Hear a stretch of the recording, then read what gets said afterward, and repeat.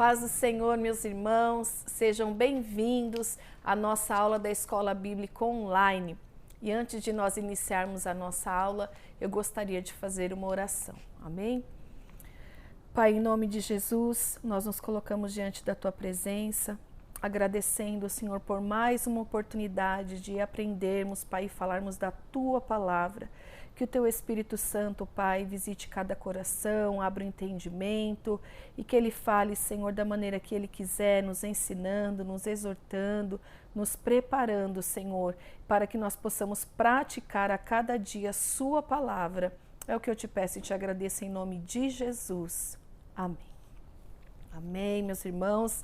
Nós vamos hoje para a nossa última lição do nosso trimestre, da nossa revista, a qual nós falamos da vida do apóstolo Paulo, dos ensinamentos que a sua vida nos deixou, né? Nas suas cartas, no seu procedimento, na sua caminhada com Jesus. E a nossa lição de número 13, o tema é a gloriosa esperança do apóstolo. O nosso texto áureo. Mas nós, que somos do dia, sejamos sóbrios, vestindo-nos da couraça da fé e do amor, e tendo por capacete a esperança da salvação. 1 Tessalonicenses 5:8.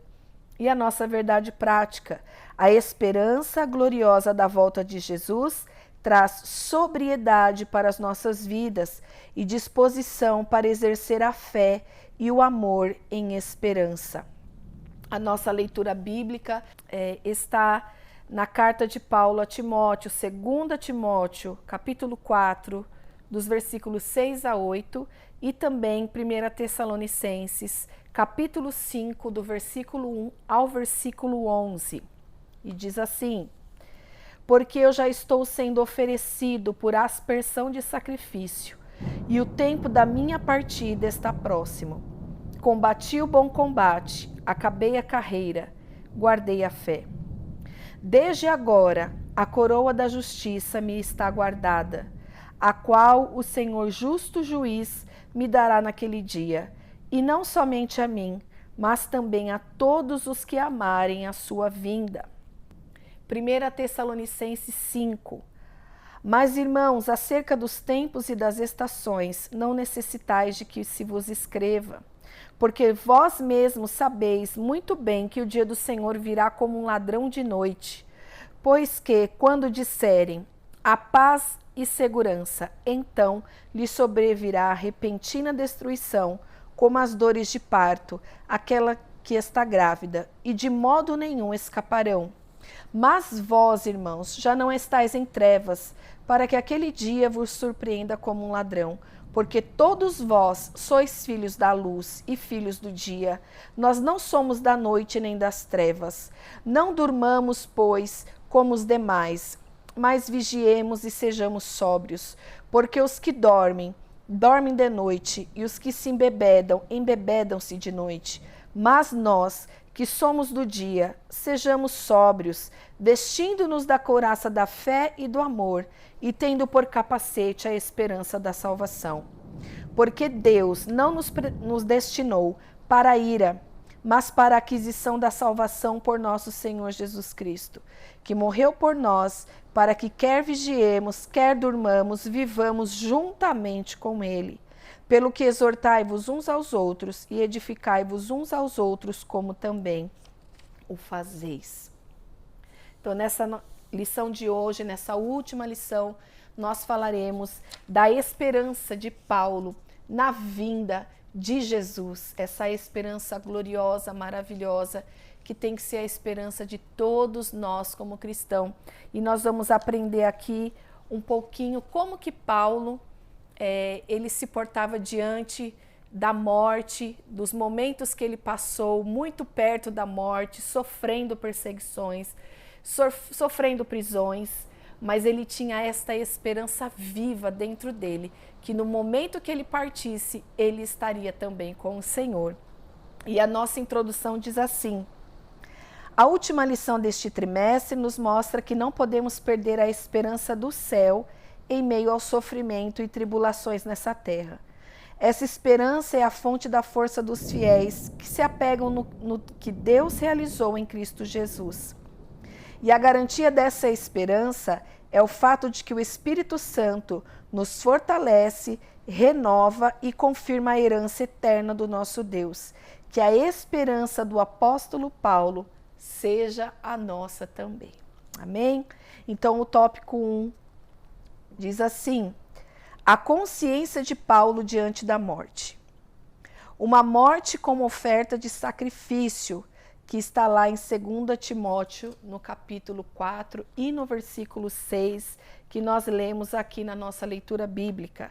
Porque eu já estou sendo oferecido por aspersão de sacrifício, e o tempo da minha partida está próximo. O Espírito Santo que guiava o apóstolo Paulo em tudo, o faz sentir que o tempo da sua partida estava próximo. Nesse sentido, o apóstolo via o seu martírio iminente como uma oferta apresentada sobre o altar do sacrifício. Essa consciência clara de que haveria de padecer pelo nome de Jesus não o permitia ter medo ou frustração diante da morte. É preciso ter a consciência de que, se não encontrarmos o Senhor por meio do arrebatamento da igreja, o encontraremos por meio da morte. Por intermédio do Espírito Santo, nos prepararemos para este tempo em esperança.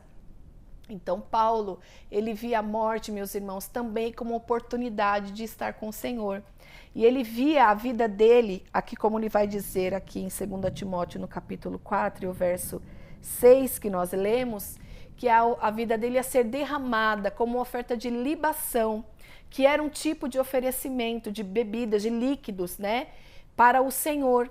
Então, a vida dele ia ser derramada, entregue, né, oferecida diante do Senhor, porque ele teve uma vida, ele viveu toda a vida dele, enquanto esteve aqui na terra, para o Senhor, para cumprir o propósito daquilo que Deus tinha na vida dele. E ele não tinha medo de passar desta vida, né, desta morte, para a eternidade, porque ele tinha certeza que ele também estaria com o Senhor. Então a gente tem que ter essa consciência, viver assim também, com essa consciência como o apóstolo Paulo teve, porque ou nós partiremos todos juntos no arrebatamento, ou um dia para todos nós a morte vai chegar, né? Nós não somos eternos aqui nessa terra, nós estamos nesse corpo, e este corpo aqui ele perece, né? Ele perece, sofre enfermidade, sofre com as ações do tempo, dos anos que nós vamos adquirindo, né? Com a idade vai chegando, e nós temos que ter essa consciência e, de certa forma, compreendermos e encararmos, né, este fato de que, de alguma maneira, nós partiremos desta terra. Mas o importante é aonde está firmada a nossa fé e a nossa esperança. Porque nós sabemos que a vida não acaba aqui quando o nosso corpo, né, este corpo material, morre. A nossa vida, nós temos uma vida eterna e nós escolhemos ela, nós decidimos para o destino da nossa alma, né, da nossa eternidade em vida, enquanto estamos em vida. Então nós escolhemos Jesus e por essa escolha nós passaremos a eternidade com Ele. E Paulo tinha essa segurança, essa confiança que de alguma maneira um dia iria chegar a morte para ele. E ele sentia aqui o Espírito Santo dizendo e comunicando ao coração dele que os dias dele já estava próximo. Então, quando ele envia essa carta a Timóteo, ele já vai dizendo para Timóteo que estava próximo o dia, que ele ia ser derramado como uma oferta, né? E que a nossa vida também seja como uma oferta diante do Senhor, que nós vivamos aqui de acordo com a sua palavra, e quando chegar o fim dos nossos dias, nós também possamos dizer como apóstolo: está entregue, Senhor, a minha vida foi derramada, está sendo derramada diante do Senhor como uma oferta. Amém? E também diz assim: combati o bom combate, 2 Timóteo 4:7. Agora o apóstolo faz uma análise da sua trajetória. Ele combateu o bom combate. Desde quando Paulo teve um encontro com Cristo indo para Damasco, até o momento próximo de sua morte, muitas experiências ocorreram em sua vida. É notória a total entrega do apóstolo. Muitas perseguições, provações, injustiças, plantações e confirmações de igrejas. De fato, o apóstolo entregou a sua vida integralmente à causa do evangelho. Ele combateu o bom combate. Que combate estamos combatendo? Essa causa é a nobre causa do evangelho? Que o autoexame de Paulo seja exemplo para nos autoexaminarmos também. Então, Paulo, ele vai fazendo um resumo da sua trajetória, pensando em tudo que ele viveu, né? E Paulo viveu pelo seu chamado, e para cada um de nós, Deus tem um propósito, uma direção, um chamado, uma vocação, aquilo que Ele traz para as nossas vidas, determinado, né? Por Ele, pelo Senhor. Então, cada um de nós também tem algo a entregar para o Senhor, porque o Senhor sempre nos coloca algo em nossas mãos para que nós possamos fazer para Ele. Então, cada um de nós tem o seu chamado, e Paulo tinha o dele, de viver para pregar a palavra aos gentios. Ele foi chamado para isso, e nós também temos o nosso chamado, que nós prestaremos conta também diante do Senhor. Então ele faz ali uma análise da trajetória dele, e ele diz para Timóteo: eu combati o bom combate. E o próprio comentarista está dizendo aqui, nos leva a refletir. Irmãos, nós precisamos refletir como nós estamos vivendo a nossa vida, como nós estamos vivendo a nossa vida com Deus. Porque os tempos que nós vivemos é de muita informação, muitas facilidades, mas isso agiliza muito a nossa vida, torna a vida dinâmica, mas ao mesmo tempo corrida demais. E nós vamos perdendo momentos, nós vamos perdendo a apreciação da vida, as coisas vão passando muito rápido. Então cabe uma reflexão, aquilo que nós estamos, para que nós estamos vivendo. Nós temos combatido o bom combate. Aqui ele está dizendo que ele foi apresentado para ele um ministério, algo que Deus colocou nas mãos dele, e ele viveu para fazer aquilo. Ele combateu com tudo que veio contra ele, que é o bom combate, que é sofrer as perseguições, as provações, as injustiças. Ele também plantou muitas igrejas, Deus confirmou a obra das suas mãos, mas teve muitas dificuldades nessa caminhada. E que nós possamos olhar essas adversidades que vêm contra a nossa vida, contra o chamado, o ministério, o propósito que Deus te entregou, também como um bom combate, que nós possamos superar tudo isso que possa nos acontecer, mas sempre permanecendo fiel àquilo que Deus nos confiou. Assim como Paulo, ele permaneceu fiel até os seus últimos dias. E o que nós estamos combatendo? A segunda pergunta é: essa causa é nobre causa do Evangelho? É para resultados para o reino? Esse bom combate produz resultados em prol do reino de Deus. Então nós temos combatido esse bom combate, nós estamos num enfrentamento contra, na verdade, não são pessoas, e ele vai nos ensinar também sobre isso, é contra potestades que estão nas regiões celestiais, não é contra carne e sangue, mas é contra principados. E nós temos que estar preparados e revestidos, irmãos, posicionados, né? De entendermos o que vem também junto quando nós levantamos a nossa mão e aceitamos Jesus. Nós temos bênçãos espirituais maravilhosas, nós somos aceitos como os filhos de Deus, nós herdamos tudo que Cristo conquistou na cruz, mas também, enquanto estivermos aqui, nós também temos que combater o nosso bom combate, assim como Paulo combateu o dele, e que nós possamos realmente estar combatendo o bom combate e que a nossa causa, né, resulte na propagação do Evangelho e da Palavra de Deus no tempo em que nós vivemos. Amém? Gratidão e esperança. 2 Timóteo 4, do 7 ao 8. Além de combater o bom combate, o apóstolo acabou a carreira e guardou a fé. Mais importante do que começar é a forma como terminamos a carreira. O apóstolo tinha consciência da carreira que percorreu e da fé que guardou. Durante os anos de ministério, sua fé permaneceu pujante e robusta, e que lhe permitiu olhar para as circunstâncias com atitude serena. Irmãos, pujante e robusta quer dizer forte, possante, robusta, vigoroso. Então a fé dele era pujante e robusta, quer dizer forte e vigorosa, era saudável. Aquilo que Paulo estava vivendo através da fé. Embora não pudesse evitar a morte física, sabia que estar com o Senhor era a coroação da sua trajetória. Temos confiança e desejamos antes deixar este corpo para habitar com o Senhor e partir e estar com Cristo, o que é incomparavelmente melhor.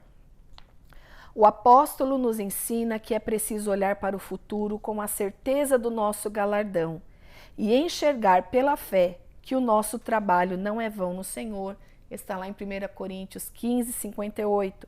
Pois há uma coroa de justiça guardada para cada crente em Jesus. Estamos nas mãos do justo juiz. Então, em tudo que nós vivemos aqui, irmãos, nós temos que viver com gratidão e esperança, né? Nós sabemos que muitas situações que nos sobrevêm enquanto nós vivemos são inúmeras, tantas coisas maravilhosas que nos acontecem, como também muitas provações e situações da vida, né? Da vida, do cotidiano de todos os humanos na Terra. Nós passamos por enfermidades, nós passamos por desemprego, nós passamos por estações da nossa vida, situações inesperadas também. Mas que em tudo que nós estivermos passando, em todos os períodos da nossa vida, não nos falte gratidão, que era o que também vivia. Paulo tinha na vida dele gratidão ao Senhor, que em meio às dificuldades que ele enfrentava, de pregar a palavra, de levar o evangelho, ele era grato por aquela oportunidade, né? Mas o importante do que começar é a forma como terminamos a carreira. Então, quando nós aceitamos Jesus, nós começamos com fervor, com naquele primeiro amor, a gente está ali, nada nos impede, nada paralisa, é chuva, é sol, nós temos aquele amor dentro do nosso coração, aquela chama maravilhosa de quando nós nos encontramos com Jesus. Deus muda a nossa vida, a nossa história, né? Traz paz ao nosso coração, uma coisa maravilhosa encontrar Jesus, né? Que você sinta isso, se você receba isso, se você ainda não conhece esse Jesus, conheça, aceite ele no seu coração.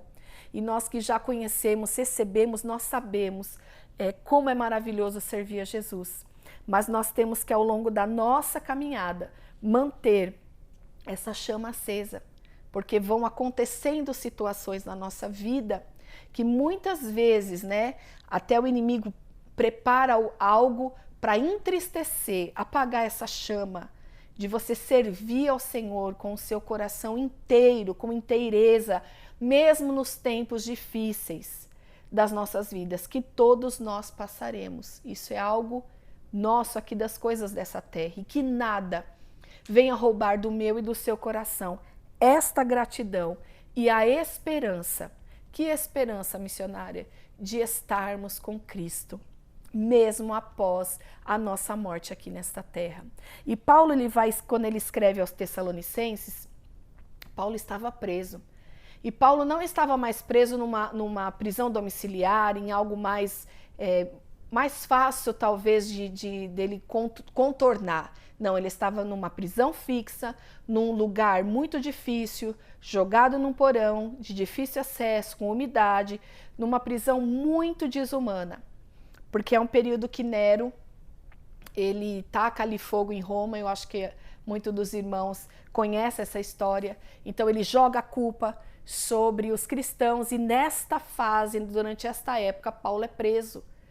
E a preocupação de Paulo, mesmo preso, olha, irmãos, como traz tantos ensinos, o posicionamento dele sobre as adversidades, mesmo ele estando preso, a preocupação dele era manter a chama acesa no coração dos cristãos de Tessalônica para a vinda de Cristo, a preparação de estar ali aguardando a volta de Jesus, de não perder o fervor, de não perder a gratidão e a esperança de estarmos com Jesus. Então Paulo escreve esta carta, a qual é a base, uma das bases desta última lição aqui da nossa revista, incentivando os irmãos de Tessalônica a ficar firme, não só durante um período, mas durante toda a carreira que nos está proposta. Nós não sabemos quantos dias nós teremos de vida.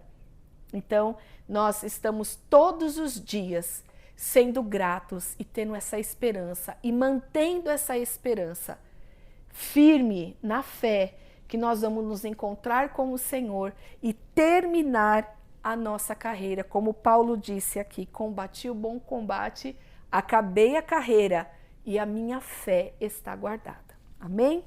Então, a síntese do tópico 1.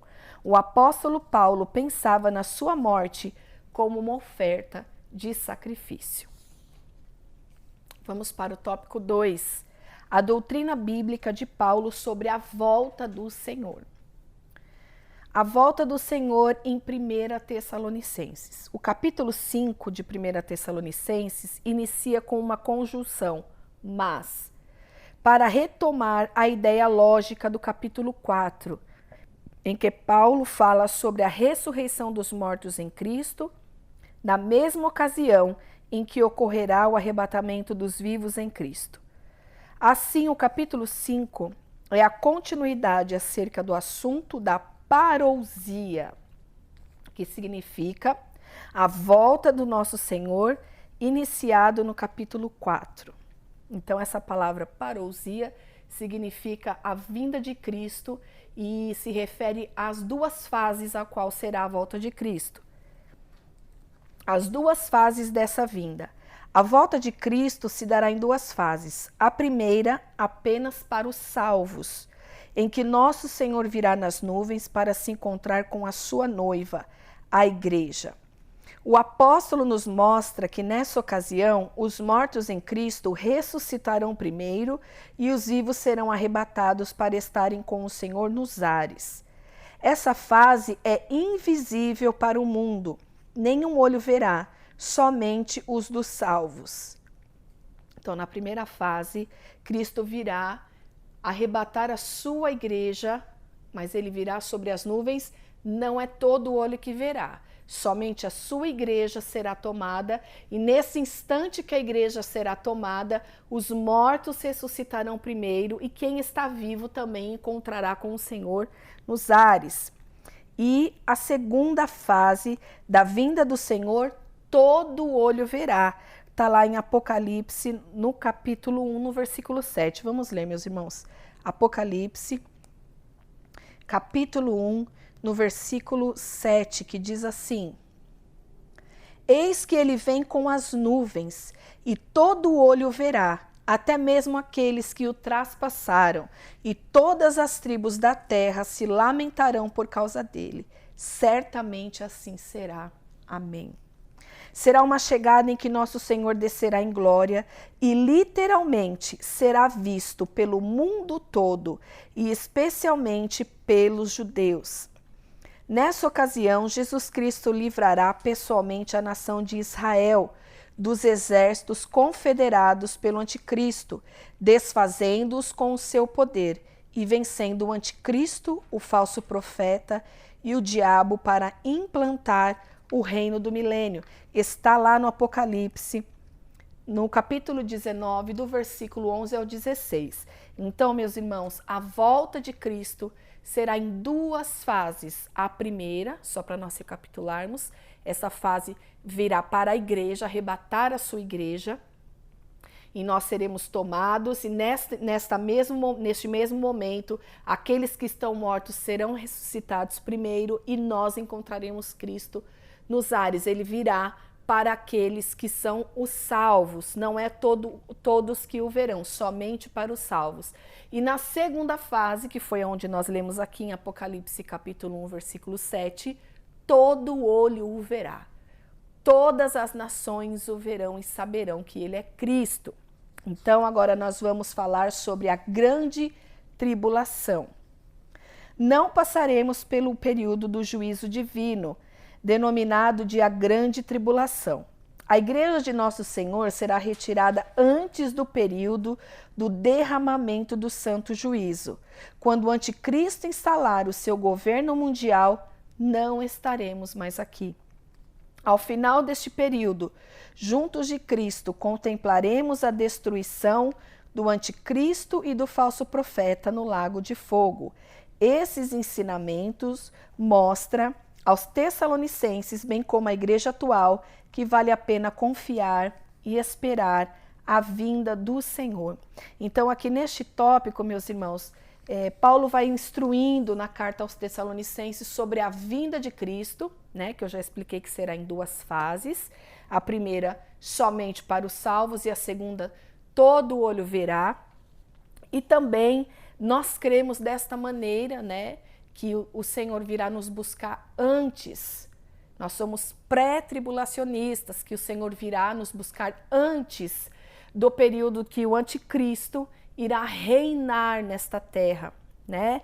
Então, o Senhor virá nos arrebatar e nos livrar deste período de juízo que o anticristo também trará, né? Com a besta, com o falso profeta, que estarão governando neste tempo. Então, a igreja não estará e não passará por esse período aqui na terra. Esta é a nossa crença, é a forma como nós cremos na palavra do Senhor, que nós não estaremos aqui na grande tribulação. E eu sei que pode ser que algum irmão discorde deste posicionamento, mas é o posicionamento nosso, a nossa confiança é esta, como Paulo está aqui falando aos Tessalonicenses, né? Que ele virá nos buscar. E nós cremos, né, no arrebatamento da igreja. E Paulo vai ensinando aos Tessalonicenses que tem que ser esperado para hoje. Vivermos todos os dias aguardando esta vinda. Sermos sóbrios, como nós lemos ali no nosso texto áureo. O que é ser sóbrio? É você ser equilibrado, é você ser ponderado, é você viver de uma forma ponderada. Nós não damos liberdade aos nossos desejos carnais, nós temos que ter a nossa parte de preparação, de santificação, aguardando a vinda de Cristo. Envolveu ali o sacrifício de Cristo, a graça nos alcançou, mas também como salvos, nós temos também que nos comportar e viver os nossos dias como salvos, vivendo de acordo com a palavra, mantendo as nossas vestes pura e santa diante do Senhor, aguardando a sua vinda, aguardando o arrebatamento da igreja, que também era a esperança de Paulo. Mas naquele tempo o Espírito já estava o comunicando que ele passaria pela morte e não pelo arrebatamento. Mas todos nós, aqueles que já dormem no Senhor, como nós aqui que estamos vivos, todos nós seremos arrebatados e estaremos com Jesus. Amém, meus irmãos? Então, a síntese do tópico 2. A volta de Cristo se dará em duas fases. Primeira, somente para os santos, e segunda, para todos os homens. Tópico 3. Dos tempos e das estações até a volta do Senhor. Uma atenção à expressão dos tempos e das estações. Os termos tempos e estações também foram usados pelo Senhor Jesus em seu último discurso aos seus discípulos logo depois da sua ressurreição. Não vos pertence saber os tempos e as estações que o Pai estabeleceu pelo seu próprio poder. Está lá no livro de Atos, no capítulo 1, versículo 7. Tanto os termos em 1 Tessalonicenses quanto em Atos dos Apóstolos trazem a noção da iminência da volta do Senhor. Por isso, devemos viver em vigilância em todo o tempo, não procurando adivinhar datas ou períodos, pois não sabemos o dia e nem a hora que o Senhor há de voltar. Então, aqui, o apóstolo Paulo, lá em Tessalonicenses, vai nos lembrando que também nos importa saber as estações. E ali também no livro de Atos, o próprio Jesus disse isso. Então, muitas pessoas ao longo dos tempos, né, fizeram contas, tentaram analisar o tempo, como que a geração, as situações e calcular também datas para a vinda de Cristo, mas a verdade é que não nos cabe saber os tempos e as estações. E aquele que vive para Jesus, irmãos, ele vive para Jesus hoje, ele vai viver amanhã, ele vai enfrentar as dificuldades da vida e o Espírito Santo em tudo. É Ele, sempre Ele, que vai nos fortalecendo e nos ajudando a manter firme a nossa fé no Senhor. Que talvez ao longo do tempo você possa até ter perdido a esperança, talvez pelas situações que você esteja vivendo. Às vezes você vai analisando o quadro geral do mundo hoje, você possa dizer assim, ixi, Jesus não volta mais não. Ou você achar que está muito longe. Mas é um alerta de Deus para nós, que não nos cabe saber os tempos e as estações, é estarmos prontos hoje. Nós não sabemos o dia e a hora, e ele mesmo vai dizer ali, Paulo, que virá como um ladrão, porque o ladrão não vai mandar uma mensagem para você, olha, eu vou entrar na sua casa, tal hora, em tal minuto. Por quê? Porque aí você vai se preparar. Aí você vai achar que você tem que estar preparado naquele momento. Mas a vinda do Senhor é certa, ela é certa. Ele virá. E isso é uma garantia, uma esperança para a igreja. Mas nós temos que estar pronto hoje. Ele virá, Paulo quer dizer o quê? No momento inesperado. Pode ser agora, pode ser hoje. Então o Senhor... é Ele que determina, é Ele que sabe o dia. O que cabe a nós, meus irmãos? Nos mantermos íntegros diante da presença de Deus. Sermos sóbrios, guardar a nossa fé, agir, irmão, pensar nos nossos atos, pensar no nosso dia a dia, pensar da forma que nós estamos vivendo, pensar no que precisa ser corrigido dentro de nós, para entrarmos de acordo com a palavra, para que Jesus, voltando agora, hoje, nós estejamos prontos para subir com Ele, com a nossa vida preparada diante do Senhor. Agora vamos para mais um tópico, uma dimensão do Espírito, uma dimensão do porvir. Entretanto, as Escrituras Sagradas mostram que o derramamento do Espírito Santo em Pentecostes anuncia os últimos dias. Ora, o Espírito na vida da igreja é um anúncio de que brevemente o Senhor Jesus voltará. Não por acaso, em Atos 1:11, há esta gloriosa promessa. Varões galileus, por que estáis olhando para o céu? Esse Jesus que dentre vós foi recebido no céu, há de vir, assim como para o céu o viste vir. Então o Espírito Santo, meus irmãos, é Ele que vai trabalhando nas nossas vidas. Ele foi ali derramado no livro de Atos 2, conta o momento que a igreja recebe, os irmãos que estavam ali reunidos, buscando a presença do Senhor em oração, eles são envolvidos, são batizados com esse Espírito, que é o poder do Senhor em nós, é o Espírito que nos conduz, irmãos, é o Espírito que convence o homem, é o Espírito que nos auxilia, que nos capacita, que nos ensina, que nos consola, que nos exorta, é o Espírito. Por isso a necessidade de nós termos, irmãos, comunhão com o Espírito Santo de Deus, porque é Ele que testifica no nosso coração, é Ele que, assim como Paulo também foi alertado através do Espírito que os dias dele estavam acabando, o que viria, para onde Paulo deveria ir, para onde Paulo não deveria ir, é esse Espírito que nos conduz e vai nos conduzir até chegar o dia que Jesus nos chamará para si. E que você possa, meus irmãos, estar realmente aguardando esta vinda. Não perca a sua fé, não perca a sua esperança, porque o diabo ele é mentiroso. Talvez ele possa estar falando, não, Jesus não vai voltar, não, Jesus não vai voltar antes da grande tribulação, não. Eu não acredito nessas coisas, irmão. Uma coisa é certa, como está aqui registrado no livro de Atos, capítulo 1:11, que varões galileus, porque estáis olhando para o céu, esse Jesus que foi, ele virá.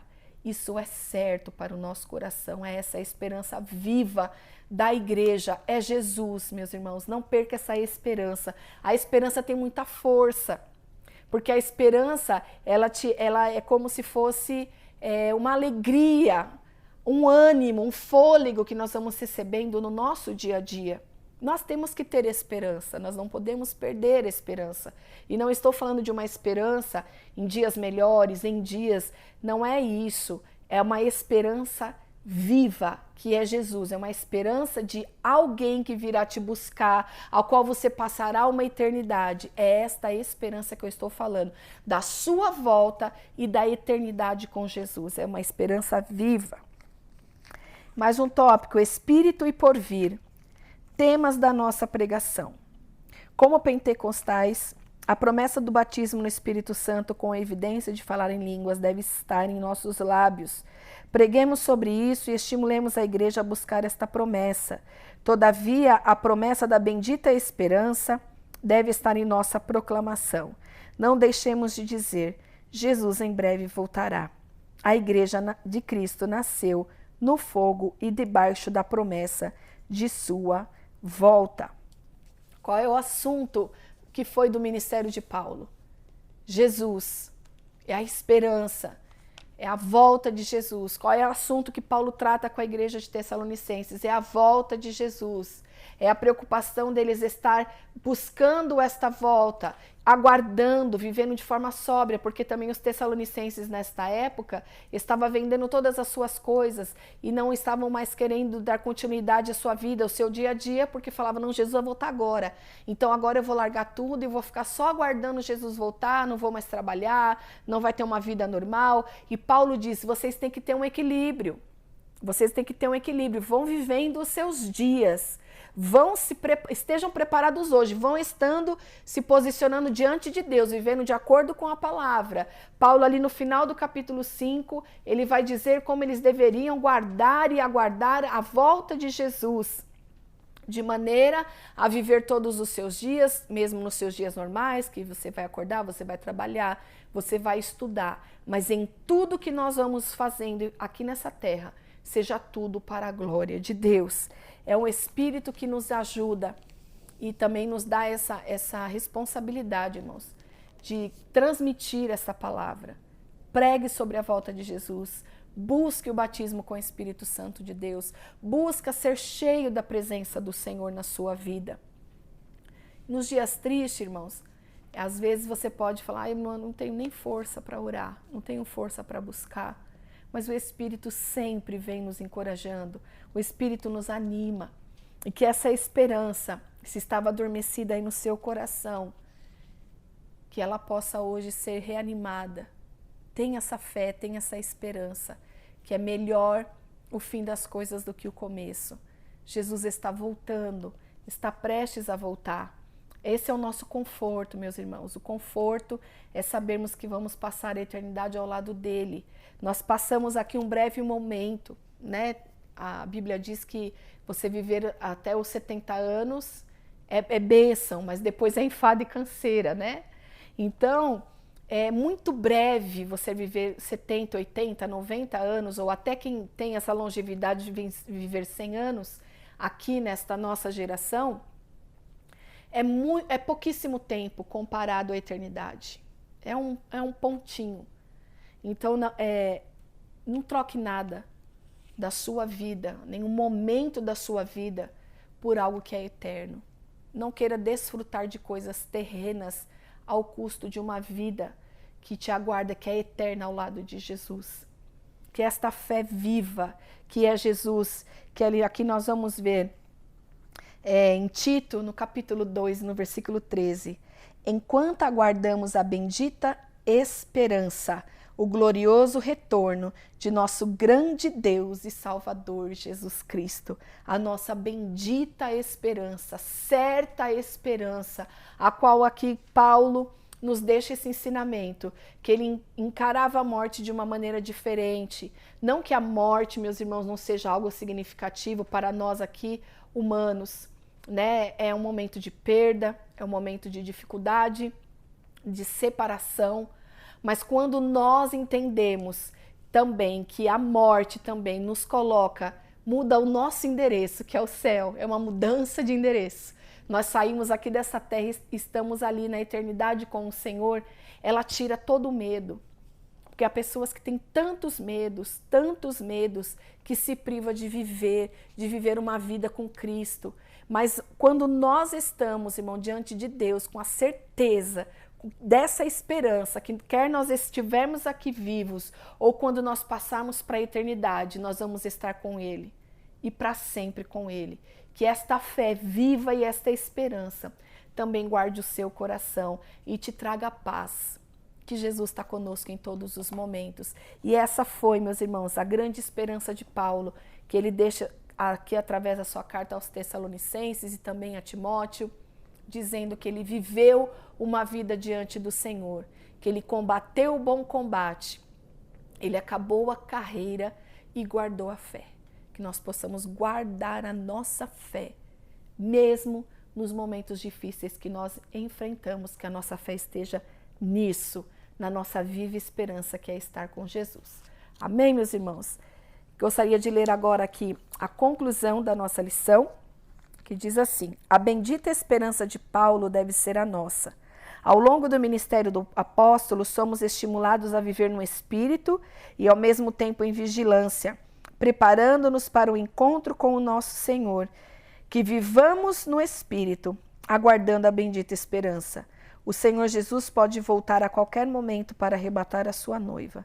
Andemos, pois, no Espírito. Amém, meus irmãos? Que Deus abençoe a vida de cada um dos irmãos e até a próxima aula.